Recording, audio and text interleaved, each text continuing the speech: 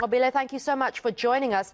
How has government responded to the rising deaths so far? This happens every year and nothing seems to change. Well, eNCA, it's quite a difficult part for a lot of families. For CRL, it means now to go to the drawing board and understand exactly what causes this. I want to show you this. This is where CRL Commission is going to be discussing those issues. So the government's way of responding, the idea, is to basically look at the findings. We do understand that they've had meetings with Eastern Cape. We do understand that they've spoken to COCTA. We do understand also that the chair will be here to give us those findings in terms of what is the way forward.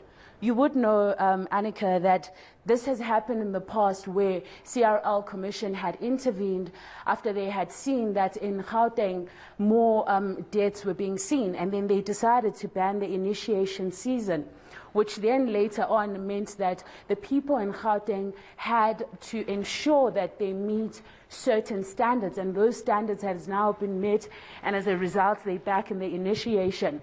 Now, we do know that what is happening in Eastern Cape is something that they're saying that is worrying. Over 50 people at the moment are in hospital, from what we understand. The numbers vary depending on who you speak to. At this moment, from the traditional leaders, they're saying it's over 80 people in hospital, but others are saying it's over 50. We do understand that this is a worrying phase. I mean, we heard from Lee, who was speaking to the family, and some of the families just crying out about the kids, that their kids, and how it's happening in Gauteng, where their kids are being abducted. But the focus today, Annika, is of course looking at Eastern Cape in itself, and not necessarily the issues that are happening in Gauteng. That is a different kettle altogether. But what they're saying today is that it's important that we look back in the 2017, where they came up with findings in ensuring that these initiation schools are good enough and that the rules are followed. And therefore, going forward, they are finding that there are issues with regards to following those rules, and therefore we're most likely looking into ramping up number of people that are going to be helping. We know at this moment that it's traditional leaders. We know that it's COCTA. We know that SAPS is involved as well, but they're looking into making sure that more people are involved. In fact, there's even been a call that male figures in these kids' life, or in these males' lives, is that it's important that they play their part and their role in ensuring that these kids are safe when they go to initiation schools, that you do background check, and that you ensure that completely that you keep in touch with them to ensure that they are still safe. So there is that safety rule and there is that safety concern, and therefore going forward, CRL Commission will be probably looking in terms of ensuring that the safety goes first and that no more lives are being lost in these initiation schools.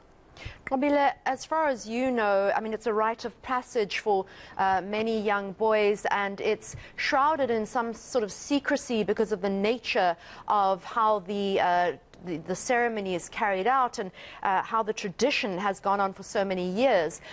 Do you know if access has been given to the CRL in terms of being able to investigate what actually happened and how these boys died?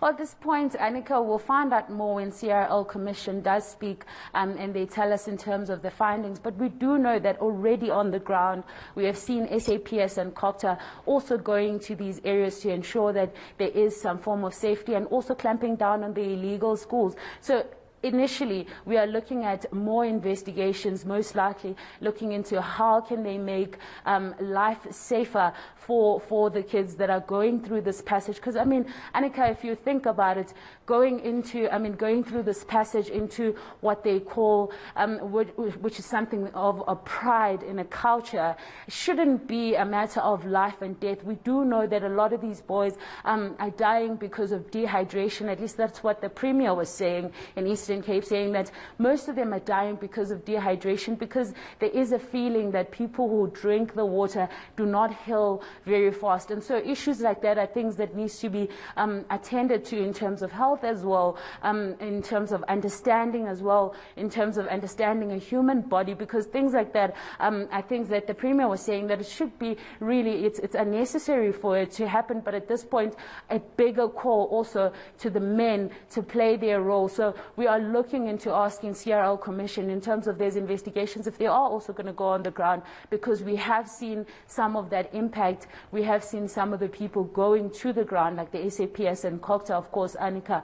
So we'll see from the CRL Commission as they speak to us in terms of what are the plans now going forward. Thanks so much. It really does feel like too little too late, especially for these grieving families. Thank you so much. We'll keep tabs on that briefing.